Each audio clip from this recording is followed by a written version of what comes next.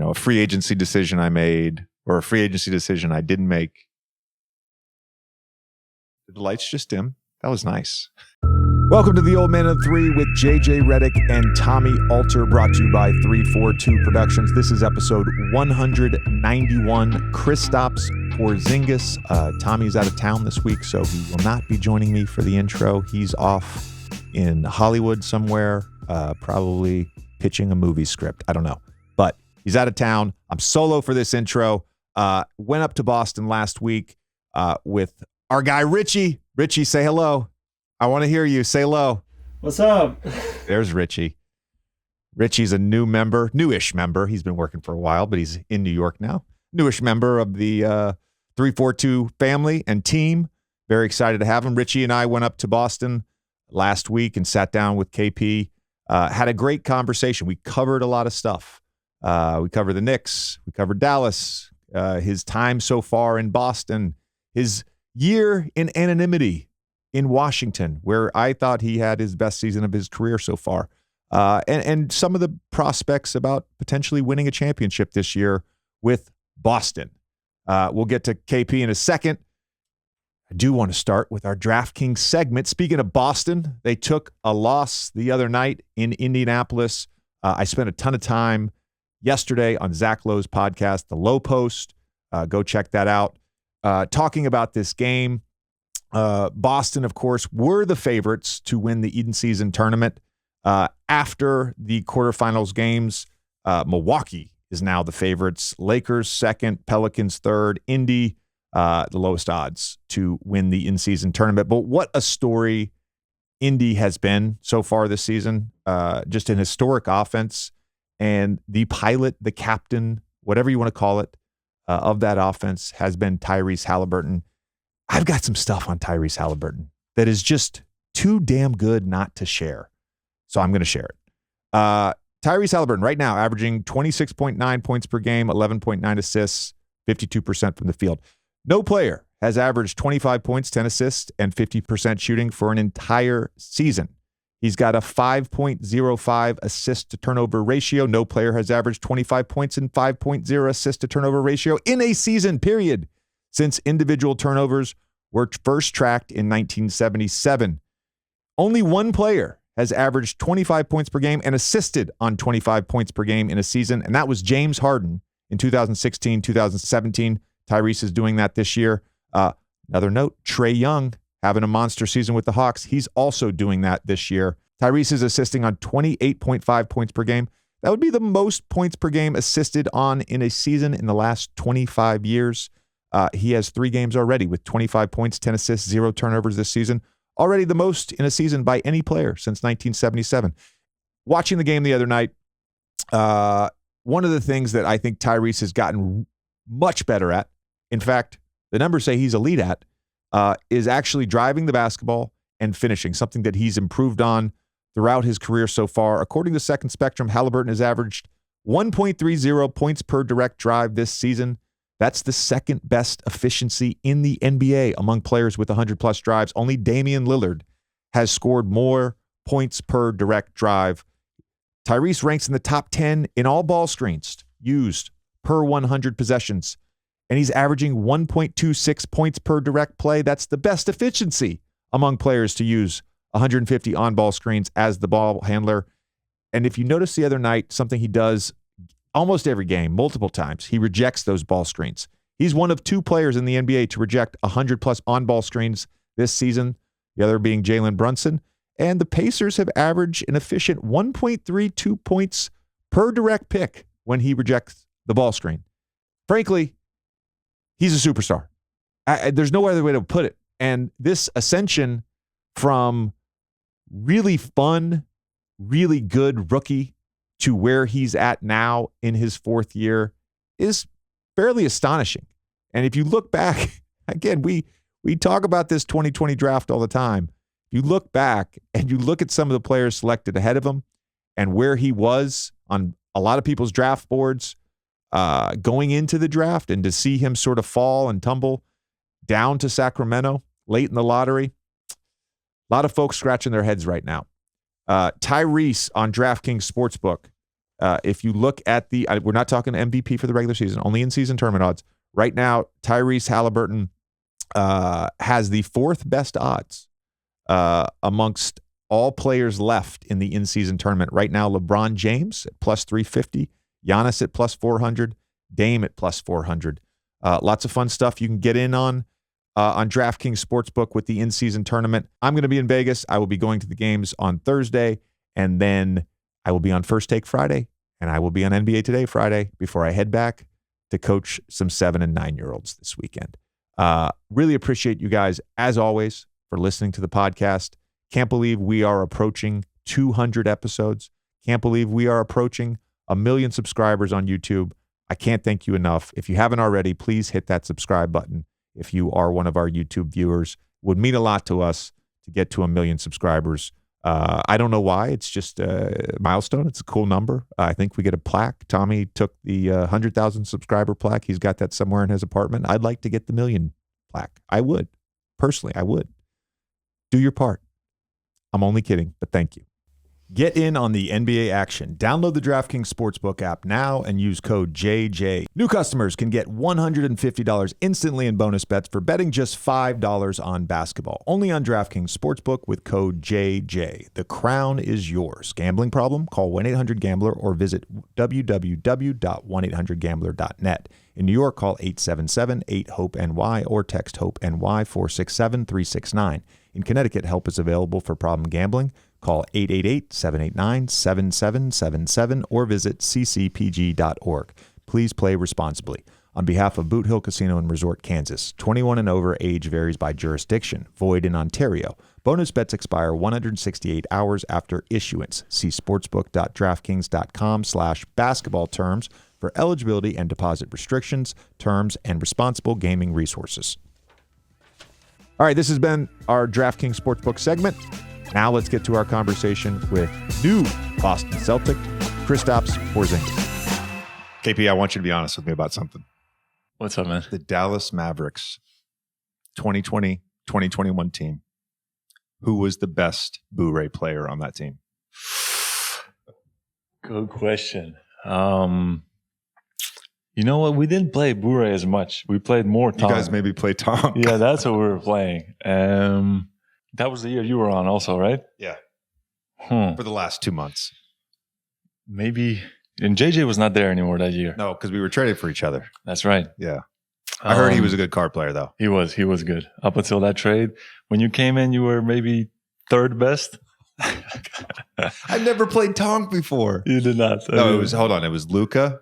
Who didn't pay his debt to me, which I'm still mad about. You, JB, and Timmy, right? That was the 5 that played. I think so. And then if Timmy would have a shooting slump and then stop playing with us. That is true. And I just remember when I was texting you about this, I did lose some money to you. I don't remember what it was, but I had some receipts from sending you money. Oh, wow. That's what you do, stealing money from young guys. Luka, you still owe me $1,700. I have not resolved that debt. I just want to let you know. Early impressions of Boston and just being here, this team, Coach Mazzulla, the fan base. How's it been? It's been great, honestly. Fans welcome me with open arms here, day one. Joe has been great. Playing at TD Garden is special, you know. What else can I ask for? Playing with these kind of guys, these caliber players, it's just it's a perfect scenario.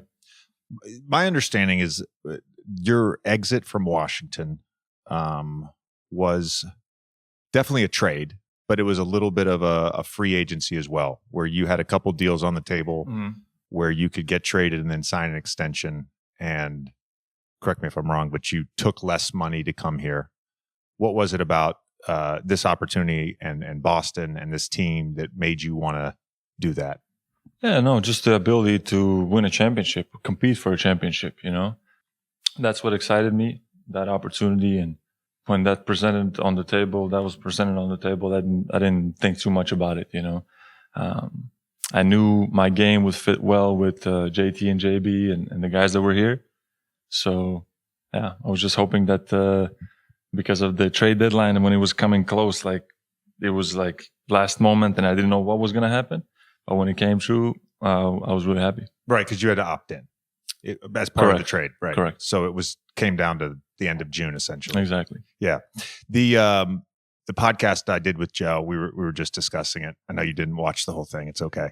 But one of the things that he said to me is he said, we haven't seen the best of KP because he hasn't been on I'm paraphrasing this. He did say we haven't seen the best of KP, but he says because he hasn't been on a championship level team in a high pressure situation late in the playoffs. You know, that sort of notion of coming here, being on what I would describe as one of the most relevant teams in the NBA, legacy franchise, and some of the other experiences you've had, particularly in Washington. I said this when you got traded. I was like, most people don't know this, but Kristaps Porzingis had his career year last year in Washington, but nobody was really paying attention. How much did that just factor into it? The relevancy versus, I happen to know one of the other options. I'm not going to say it out loud, but just the relevancy of being on a team that's in the spotlight. No, it definitely, I got a taste of it when I was in New York, and that was one of the biggest stages you could play on, and I enjoyed that so much. But honestly, it was more about just being in a team where I can actually win. Like winning was more important than, being in the biggest market, but if you can combine those two, that's even better, I think that the thing I'm curious about though is like the pressure of being on not even just a team in the spotlight, but being on a team that has been to the finals recently, has been to a number of conference finals recently, traded away one of the sort of culture makers to get you. As you had months leading up to the season, I know you spent some time here in the preseason, but did you sort of wrap your head around that pressure that was going to come with this season? Yeah, no, that's what I wanted. I wanted the challenge. I wanted to be challenged. I wanted to maybe okay, my last year in Dallas, the year before I got traded, right? I didn't have the best playoff series. We got kicked out of the first round. And now I'm like, okay, I have to prove to everybody that I can play on a playoff team or a championship caliber team and perform and remind everybody, okay, that can happen, but here I am, and just the idea of that challenge was like, okay, this is what I want. Have you noticed anything about the guys on the team, the organization, Joe, just in terms of like the different mindset with this team versus some of the other teams you've been on? Like even just night to night in a regular season game, how is it different? How does that sort of manifest itself? Oh, you definitely feel like the culture and even the history like here. It's very strong, right? And these guys have already built something, that is very close to winning it all, and coming into this kind of environment is just a different energy. Like we all know what the goal is here. And it just adds more motivation, it already adds more to my passion, to my drive, just being around this kind of environment, these kind of people that want to achieve the ultimate goal. And for me, that's all I can ask for. So I believe it was ESPN. It may have been The Athletic, and I apologize to whoever wrote the article, but there was an article within the last 7 to 10 days talking about this meeting that Jayson Tatum organized amongst the 6 starters. And it was a really good article, but it never really went into how you guys decided on Al, like as being the odd man out. It's obviously somebody had to sit out, right? And I think Al is the type of leader, the type of guy that we all said it, like in that meeting that, hey, look, we don't care. Like, of course, JT and JB is not going to come off the bench, right? But the rest of us, we said like, whatever, like we're whatever. You said that as well. Yeah, of course, yeah. But realistically, like Al is really like, this guy will give everything to the team. Like he like, the most selfless like guy you can find and great leader for us. And at the end, it's just kind of, JB said something and then I don't know how he got to the end point, but we all knew, like Drew said it also. And I guess Al was he was cool with it, and we all have to sacrifice a little bit, right? And I think Al just didn't care. He just took it. Yeah. Al's great. There were three things that got me really excited about the fit of you being on this team. One of the things was the potential to actually play two-man game, because I've talked with Joe a little bit about this, and I've said this publicly. I felt at times there was a lot of redundancy with the skill set between JB and JT, and there wasn't someone for them to go play two-man game with. And the early returns, specifically on that second side, left side, with you and JB in two-man, has been really good. How has that chemistry sort of evolved? Apparently you guys are now best friends on and off the court. You've replaced somebody, I guess. Yeah. Honestly, it has been very natural. Like, just my game mixing with JB and me starting to understand where JB is most comfortable in, and we're just playing off of each other. He's a willing passer. He's a good passer, and me like mixing the rolls and pops, and he likes to play that two-man game. And same with JT. Just I think just JB going downhill, curling, all those, very dangerous, and then I get a lot off of that, and he makes the life easier for me. So I think it's just very natural. I asked Joe about one of the games I had. I think it might have been the Brooklyn game a couple of weeks ago, just about in the half-court sets, you picking and popping sometimes, picking and rolling other times, even before you got here. Mm-hmm. Has that always just been a feel thing for you? Or is it a specific play that you're like, I know I'm going to roll, or I know I'm going to pop? Or are you just feeling that out based on how they're playing the coverage? Yeah, I try to I talk to the coach, like my coach, DJ, and ask him what he thinks, how they're going to defend me, right? So I try to visualize, okay, this guy's going to be maybe going to switch, whatever. I go through like the certain scenarios that can happen. But then it's also like a read in game, and if I see them make an adjustment, then I have to make an adjustment offensively. I have to set the screen a little bit different angle, low side and roll, and it's all kinds of things go into that. So, but usually I try to prepare pregame and see how they played other type of players that are similar to me, maybe. Yeah. The second thing that I was excited about, and I know this has been a point of emphasis for Joe going into the year, was posting up more. He wanted the roster to be able to post up more, specifically you and Jayson and Jaylen. And again, like this is anybody can find this data anywhere. KP, this season you're top 3 in the league in points per direct post. You were second in the league last year, and you were top 15 in 22. Not a lot of people know that you were second in the league last year in points per direct post up. That part of your game, because I played with you, and it was something that I felt like at times we sort of went away from. Yeah. Do you feel like you've gotten better since Dallas? You figured out more? The one thing I've noticed a lot is, I think early in your career when you had smaller guys on you, you would turn and just try to shoot over the top.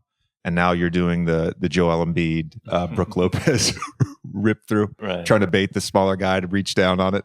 How just has your post offense evolved? It has definitely evolved. Like, to be honest, like I wasn't that efficient in Dallas, and it's just the reality. I wasn't getting as many looks, so I never really developed like a decent rhythm.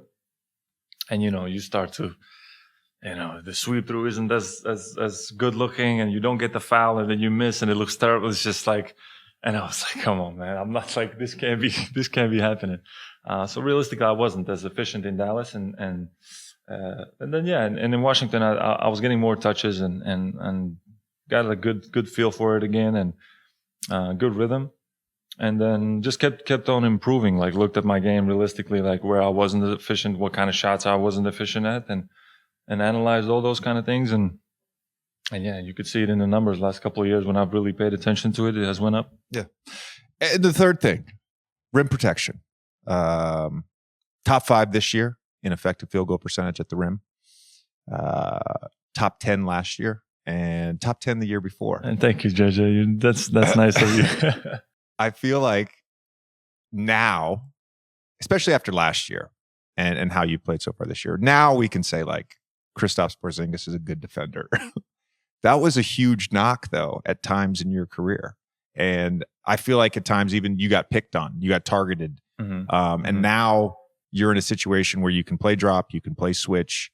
The preparation for that, the work on that, like how did you improve over the last few seasons defensively? Just I have to like take responsibility. Like when I was in Dallas, coming back, like my first year in Dallas, I don't know what the numbers say, but from field wise, I was pretty good.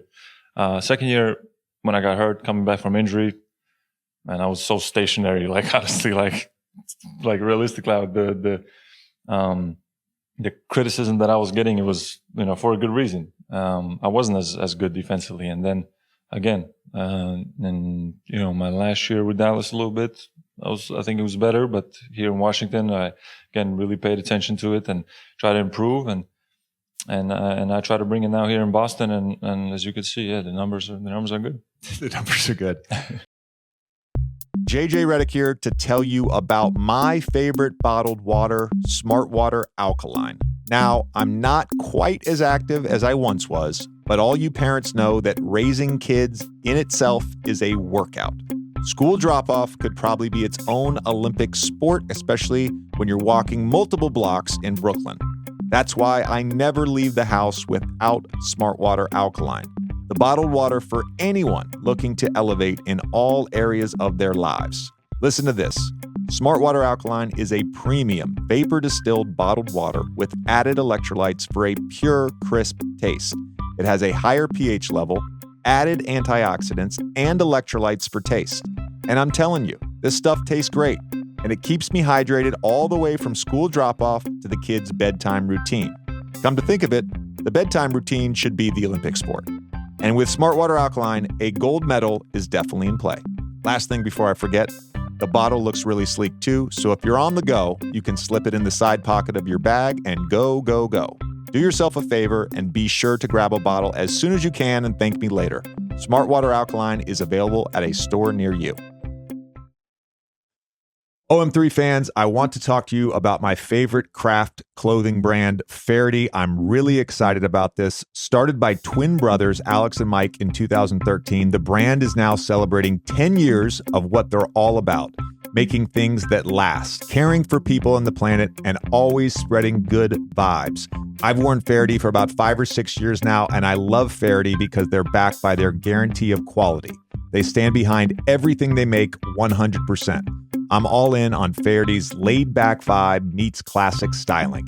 And if you're new to the brand, you have to check out their iconic Legend sweater shirt. It's a must-have for the season, crafted with a fabric that's impossibly soft, endlessly versatile, and unlike any flannel shirt you've worn before. With over 1,000 5-star reviews, it's the perfect 5-star gift for yourself this season. Faherty is a family-built, values-driven, premium clothing brand meant to outfit you for life's great moments. I got myself a couple flannels for the upcoming fall season. Not only do these things look great, they are so comfortable.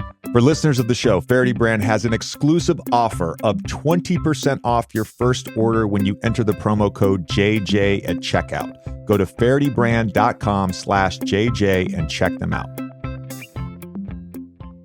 I want to actually ask you about this because I want to give you a fair shake, which I feel like, I don't know if you got it in Dallas, but I think it's pertinent to point out the fact that you came off an ACL injury, sat out a season, played your first year in Dallas, and then had a meniscus tear in the playoffs in the bubble.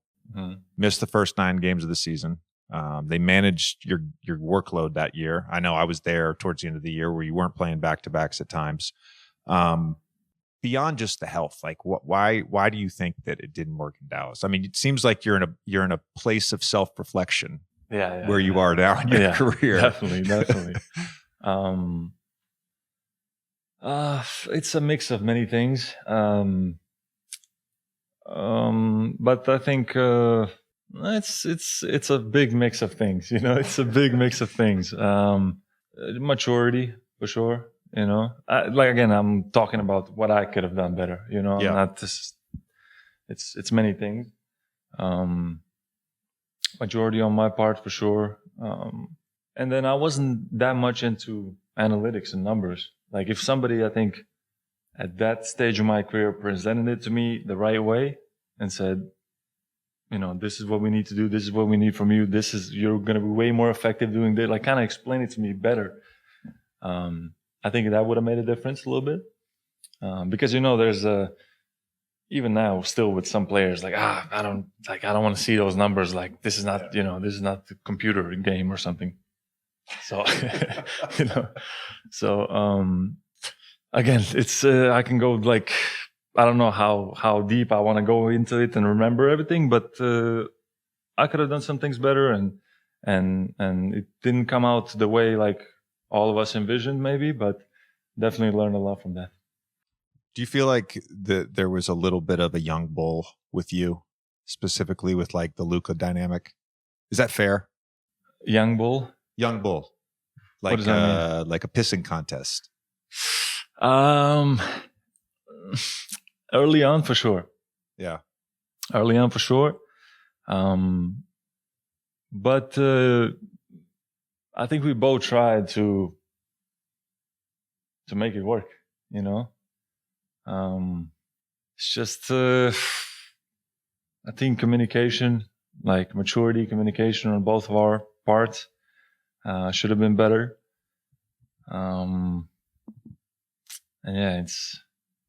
yeah, I was only there 2 months and I only had my personal observations, but I was thinking about on the flight here today, I was thinking about, we were playing a game in Memphis and Rick called a timeout and Luka sat down. We had the 5 seats on the floor and Luka sat down on one of the seats and was doing the Luka thing, you know, that he does where he's mumbling a bunch of words and it's clearly out of anger. We don't really know what he's saying, but he's, you know, saying things and Rick takes him out of the game and Luka reacts or whatever. And he's now like 10 feet away. And Rick was like, would you guys stop being babies? And you go, why don't you tell Luka to stop being a baby? And Rick goes, hey, Luka, stop being a baby. And I was like, okay, all right. Yeah, I like it. There's something there. There's something there. Yeah. I think what's interesting about your dynamic, whatever it was with Luka, again, I don't have much insight into it, but whatever it was, I just think it's so common in the NBA. Mm-hmm. I mean, I watched it. I lived it on multiple teams, specifically like with young players. I had a vet tell me the other day, talking about why he picked a certain team in free agency to take less money and go try to win. And he's like, oh, it's because the 2 stars fucked with each other. They actually liked each other. But these guys were older. They're late in their careers. Winning is the only thing that really they haven't done yet. And I just think it's like a natural thing. How did not only just like Luka, but like being a rookie, second-year guy playing with Melo, how did all that prepare you for coming into this situation with Jayson and Jaylen? And you know, you obviously didn't know Drew was going to get traded when you got traded here, but to an extent, Drew as well. Good question. It's I think it has to be clear like what the roles are, like who, because you don't want to,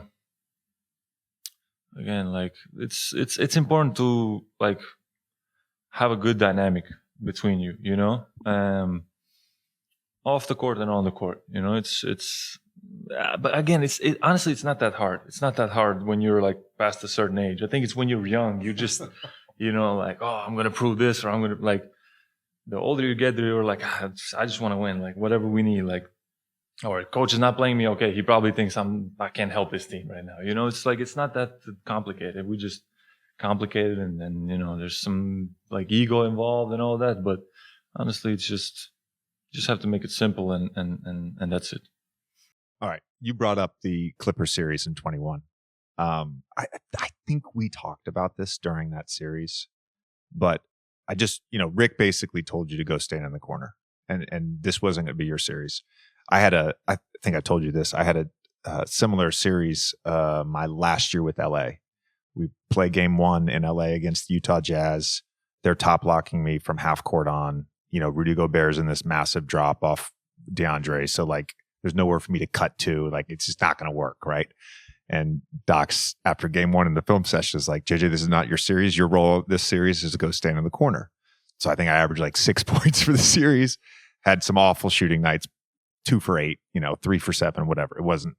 And I was really angry about, not even at Doc. I just was like angry after it. And like a similar situation happened in that Clippers series.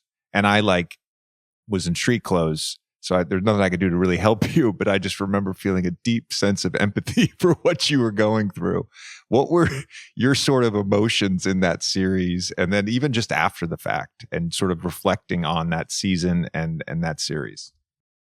Yeah, that's no, honestly, like reflecting back on it, I just should have just said, okay, this is what you want. Like I will do it like that to the best of my ability. But at that point, still, I was a little bit young and I was like doing it, how you say, like out of spite, like, oh, on purpose, I will not move from this corner. Like that little bit of mindset, and it was not correct. Like, but of course I played hard and I like gave everything on defense but a little bit of that was like creeping up on me, that kind of feeling. And it's not a good feeling to play with. And, no. And you can, of course, find 1,000 reasons or 1,000 excuses and blame it on something else. But I could have done a better job that series, Yeah. And that's it. And maybe no, I feel the same way. I Yeah. was like, all right, it's not my series offensively. Like I gotta go lock up Joe Ingles. I got to do a better job of being disruptive on a George Hill pick and roll. Like I got to figure out a way to actually like help the team. Yeah, exactly. When you're in the middle of it though, it's tough. It's tough. It's easier to talk about it now. Like but I just want plays to be ran for me, but no, just go stand in the corner. Yeah, exactly. We were talking earlier about just like the anonymity a little bit of playing in Washington. Do you feel like because of your stint in Dallas, a little bit because of that 21 series against the Clippers, that by the end of last season, there was like an imbalance a little bit between your reputation as a player and actually how good you were as a player? Yeah, I believe so. Of course, there were not a lot of people, but there were people that watched how I played last season. And, let's say on social media, there were, whenever somebody said, oh, Porzingis has been, where he has been, and they would like be like, oh yeah, no, he had a great year in Wizards and so on. But in general, yeah, not a lot of people knew that I played some of the best basketball, if not my best season of my career last season. And I'm thankful for Tommy Shepard who brought me there, and I was able to have a good year and a half there, having fun and enjoying basketball, and yeah, fell in love with the city also, Washington. I want to talk more Celtic stuff, specifically about a couple guys, but I want to do that in a second. I actually want to go back a little bit, back to the beginning. You are from Latvia. It's one of 3 Baltic states. It's in between Lithuania and Estonia, bordered by Russia on the east and Belarus on the southeast. Oh, wow. It's got a population of 1.8 million. I literally was looking this up today. I was like 1.8 million people.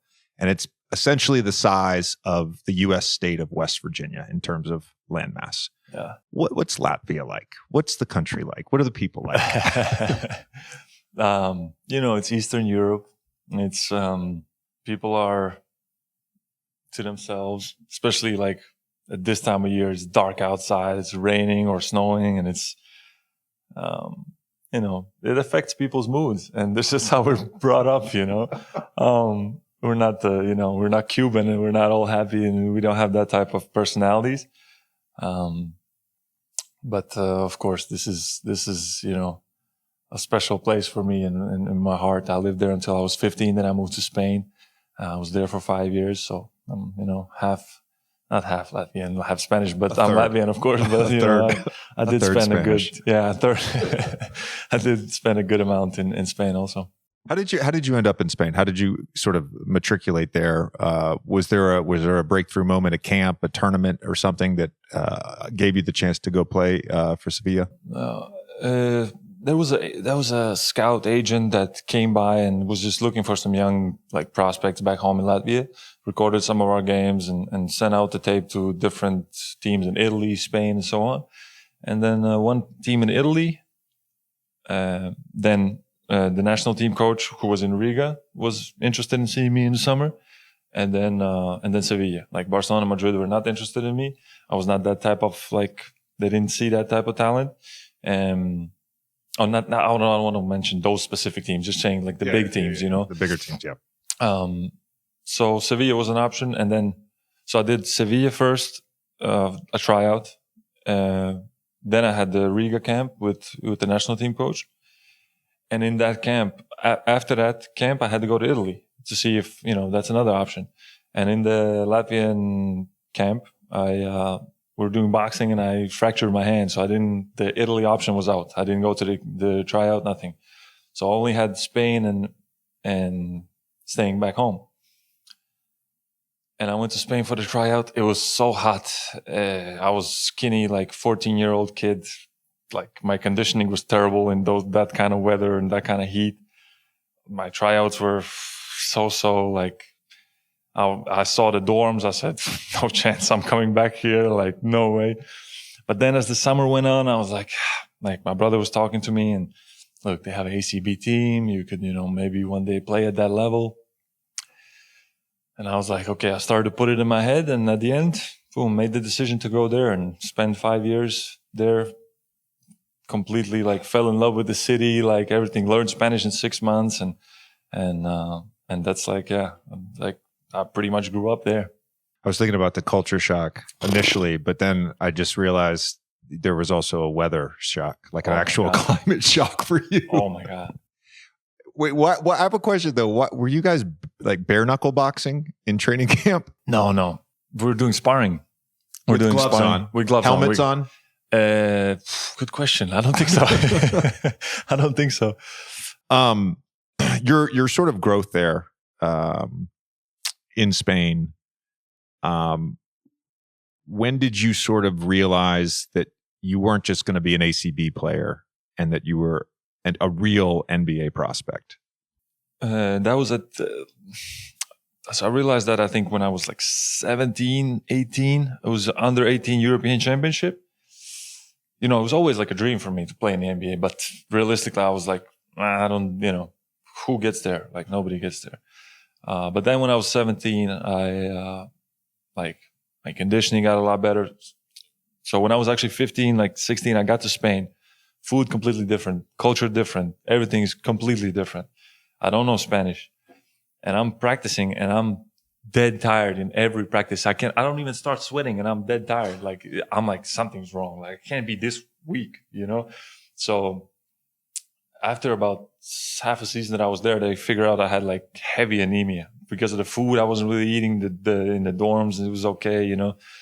So once I got rid of that, started taking some vitamins, like immediately day by day, I was just feeling so much better. And so once that cleared up, I really started to take off as a player, and also like just personality wise, I was like, okay, like I opened up big time, guys. I was like, this is how I'm supposed to feel, you know? And then, yeah, 16, 17, I kept improving like so much during those years.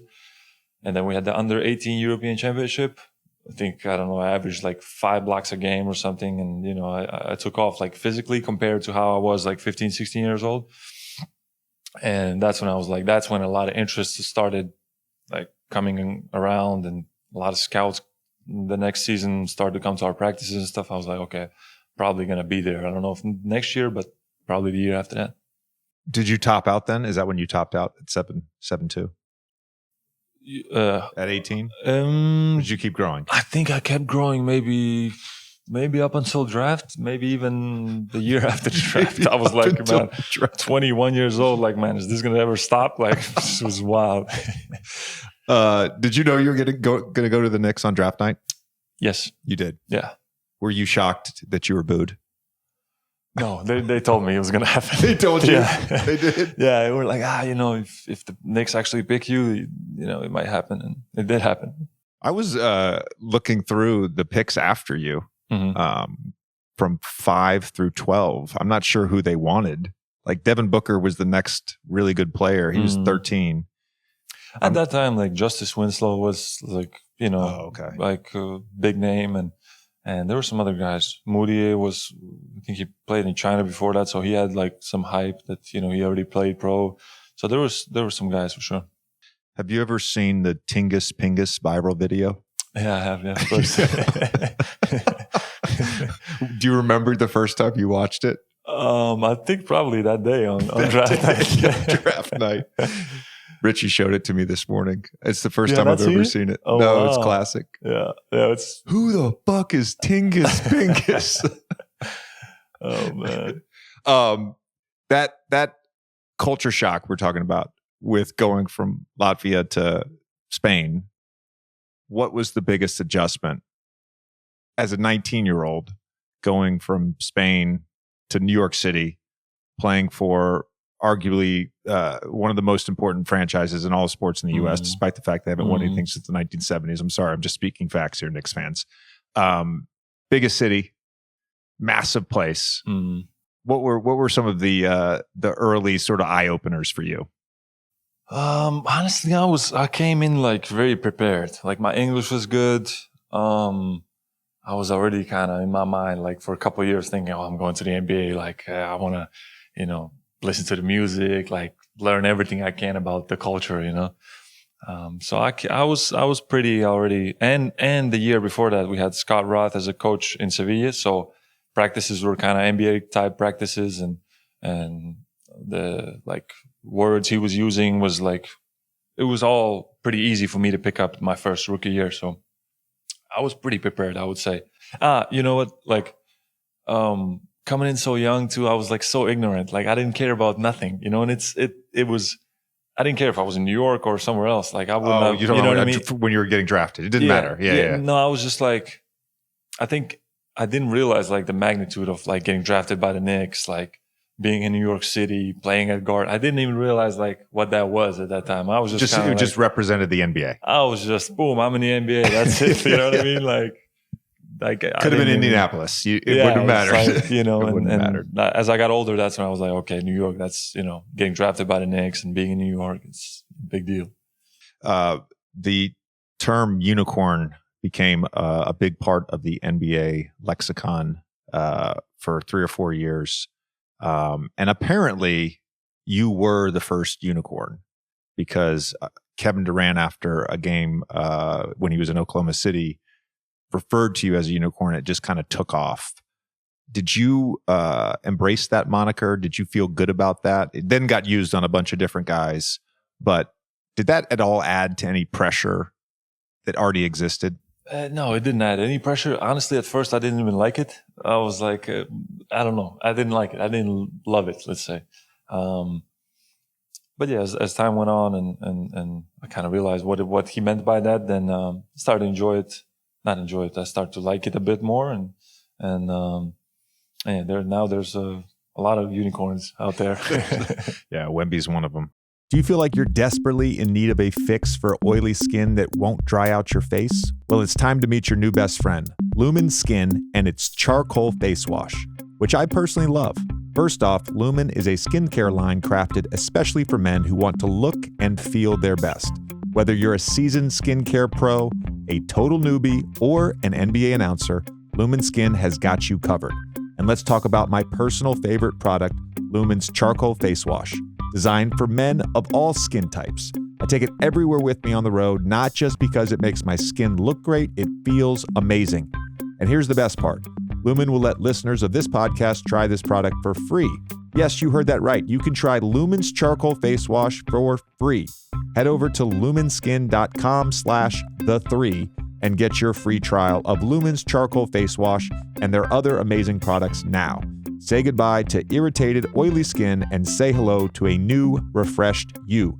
Don't wait any longer. Your skin will thank you. That's LUMIN skin.com/THETHREE. When you look back on your time in New York, and again, I think the context is important here of being a 19-year-old coming to the United States, playing for the Knicks, all that stuff. Your rookie year, you had Derek Fisher for a little bit, then Kurt Rambis. Phil was the front office guy. Then you had Jeff Hornacek. Phil left after that year. Steve Mills then took over. Made the All-Star game your third year. You get hurt. Sit out the next year. David Fizdale was the coach. There's a ton of changeover. We talk all the time just about how young players can only be as successful as sort of the infrastructure within the organization and the continuity and the support system around them. Like, how were you able to sort of navigate all of the change, the pressure? Like, did you just have blinders on? Did you just not give a fuck? Like really, I mean, it's actually looking back sort of remarkable. Yeah. Again, like it was kind of the same thing. Like I was just so young. I didn't have a care in the world. Like whatever was happening around me, I was like, oh, okay, this is the NBA. Like, all right, cool. Like it just keeps on going. But honestly, looking back now, it wasn't the most stable situation, coaching changes and different team every year. And then Melo was not there for my third year anymore. Yeah. Then I got hurt, and there's a lot of stuff that happened in that 3.5 year span. And, but at that time, again, I was young and I was just kind of going with the flow, like whatever happens. What actually happened in that meeting with the Knicks in late January during your fourth year? You're sitting out the year. You didn't sign the extension. It felt abrupt. I mean, I was still in the league then. It felt abrupt. It was like, oh shit, they just traded Porzingis. Like I thought he was the cornerstone of that franchise. It seemed like that maybe happened quickly. Maybe it didn't. There was a lot of things that happened prior to that date, that meeting. I got hurt. I brought in my own guy to do the rehab, and the team didn't like it. There was no good communication between us. It's again, I would have to even like go back and think about all the stuff that happened. It's a mix of many things that just went on, and towards the end, it kind of felt like, okay, this is what it's going to be. I don't know because when you're hurt, you're not, at least I felt like you're not valued. You're not showing anything at that moment, so you're like, okay. And then time went on, and we had the meeting, and we set our part, kind of preparing to ask for a trade. But I wish we never did. Really? Yeah, but in a sense, like the trade was already, they were going to trade me anyway. It's just that we went in and asked for a trade, and then like 2 minutes later, I was traded already. It was already done anyway. Right. It was just so they could say, "Oh, he asked for a trade," and boom, that's it. He didn't want to be here. It was many things that led to that. Did they offer you an extension at all? Anything? There was some talk. Yeah. There was some talk for sure. Again, I like if I could go back and do it all differently, and I would, I would do many things differently just based off of my personality. But at that time, we did it a certain way, and that's how it ended, that story, But again, it's many things that happened that led to that, and yeah, that's how my career went. I know. Well, it's just it's wild to think about all the what ifs from your career, right? Mm-hmm. I mean, you can go back. I mean, I think about my own career, free agency decisions, injuries, certainly play a part in your sort of story. And you think back to dumb shit. I think back all the time to dumb shit I did when I was young. And I think what I realize, and I think you're at this point too, is like not many players in the NBA's careers are like this very linear smooth thing. There's like a lot of ups and downs, and you're dealing with a lot of shit. Meanwhile, you sort of have this responsibility to always be improving, like always be working towards mastering your craft. And as you get older and older, it becomes, I think, more solely just about winning. And so, like, for you to be here now in Boston, what does this opportunity mean to you with everything you've been through in your career? It's huge. I think it's, of course, it's a big challenge, to be in this kind of market and now with, possibly going far in the playoffs with this kind of team. Big challenge, big responsibility. But it's a risk that I want to take, and I want to,